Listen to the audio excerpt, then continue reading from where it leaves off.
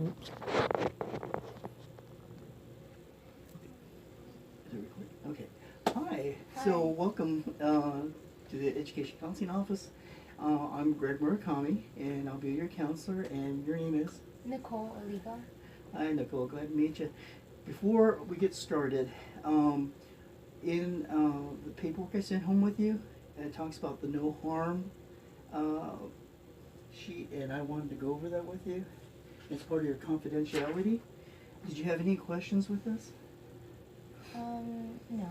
So basically, what that says, what we discuss will be confidential unless you say you're going to do harm to others, a child, or someone that is disabled.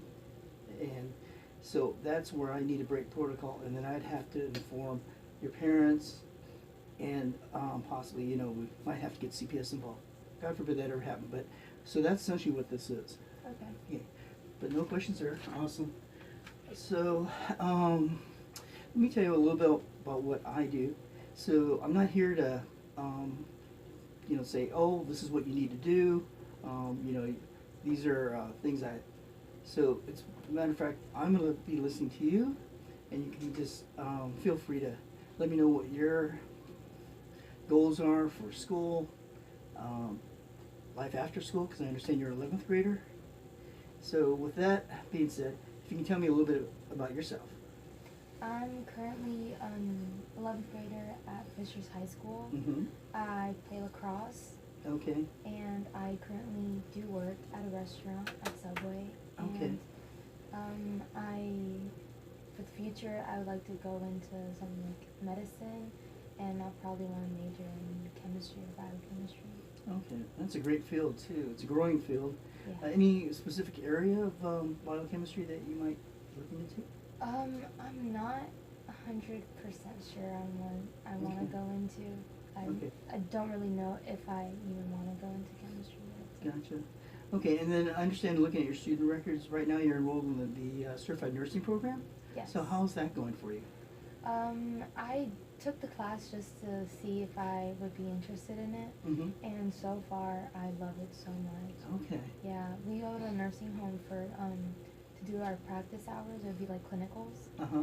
and all the people there, just like helping them out and like seeing how like they went from being really sad to when we're there helping them out. It just changed the way that they felt, just made them happy, and I really like to make that difference. Wow. And then I imagine it's really rewarding from what I'm hearing from you, that when you're there and seeing the positive effect that you have when you're there with patients. I mean, that's got to be gratifying, just like my job as a counselor, for what I can do for my students that I see, like you, and to see that, we help you with your goals, whatever that might be. I mean, that to me is the same thing, that we met, your satisfaction, the goals that you choose. So, okay. Before we get started, I wanted to go over your values and what you value the most. So if you want to go ahead and go over those and pick 5 of the top 5 that you'd like. Do you want them in order from the most? Okay. It doesn't matter what order. Okay, so for me it would be respect, friendship, modesty, family, and self-determination. Okay. If you don't want to, we'll start with the last one, the self-determination.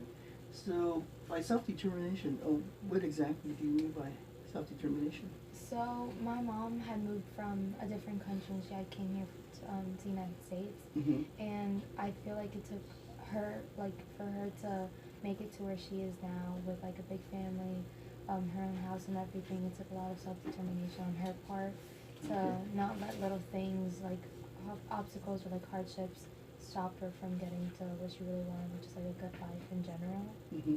And she puts that on both like me and like both of my sisters to continue trying our hardest and like a lot of perseverance to get to where we want to be, whether it be a job, a grade, or anything like that. Okay, and that's awesome. That strong work ethic. I mean, that's where my background too. My family was like that.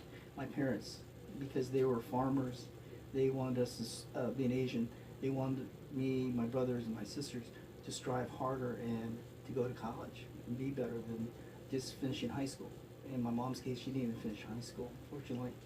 So that's great. And then you mentioned also the respect. If you can explain to me what you mean by respect.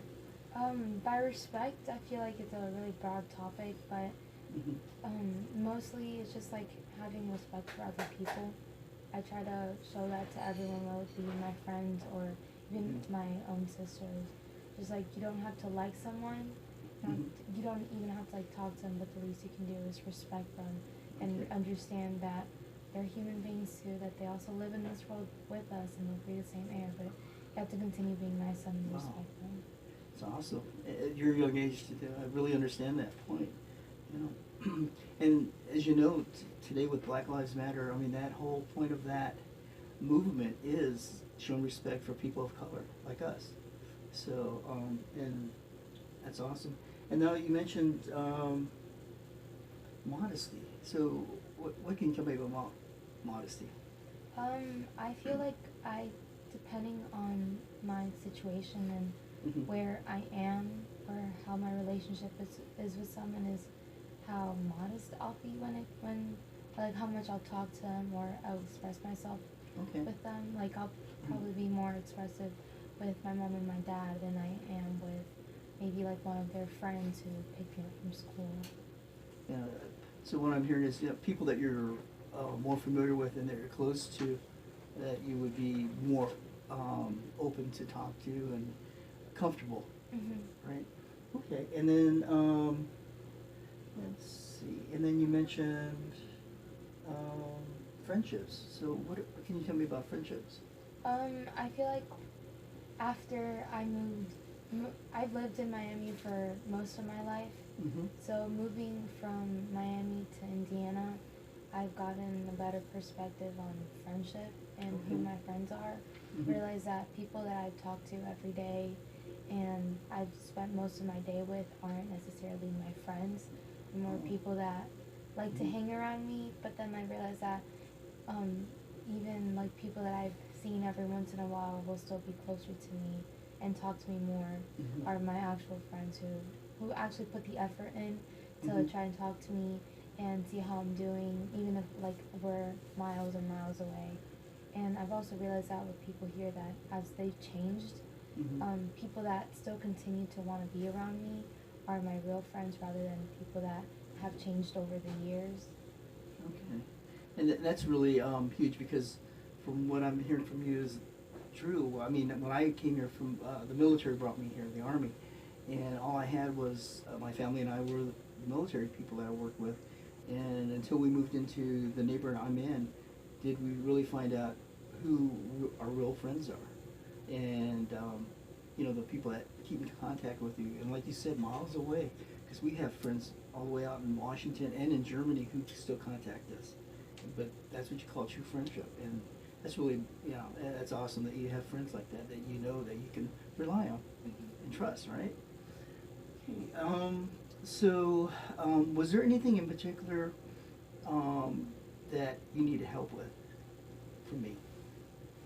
So currently I feel really overwhelmed with balancing sports and just getting into shape and Mhm. work and school and just like on top of that adding the stress of having to get the timing of everything, how like just in a couple months I'll be a senior and I already have to Okay. make like big decisions such Mhm. as like where I'm applying to, what college, what I wanna study and everything. Okay.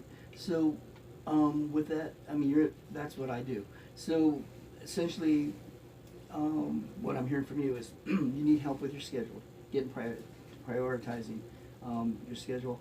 So, what we can do for next week when you come see me is you can list for me the most impressing things that you need to do to the least, and then I'll help you work that into a workable schedule for you, so you don't feel so overwhelmed. And then also with your college choices, I know you mentioned in the survey that you gave me that you went to IUPUI and you talked to their nursing program, and so that's something we can explore too. Because I know being a senior next year, time's really coming short for you. So, and that's part of what I do too. I can help you with getting your scholarships, and getting your letters of recommendations done, Also, helping you with the application. If we have to do a FAFSA, the financial aid part, you know, that's something I can help you with as well. And then the options too. You mentioned in an email that you had talked to the Air Force for your nursing program. Yeah. So that's something we can look at too. And I can tell you some, being that I came from the recruiting side of the military, I can tell you some ins and outs of that as well. So I'll send you an email, and will this date and time next week work out for you? Yeah. Okay, cool. So again, so your homework for me is we're gonna go over your schedule, and then we're just gonna help you. I'm gonna help you kind of like streamline it and try to get you to the point where it doesn't seem overwhelming. And the stuff that's not really important, we're gonna put that kind of on the bottom of the list. The things you need to get done will be on the top of the list. So you think that would be real helpful for you? Yep. Awesome. Okay, well, I'll see you next week, and I'll shoot you an email. Thank you. All right, thank you. I know you kept begging.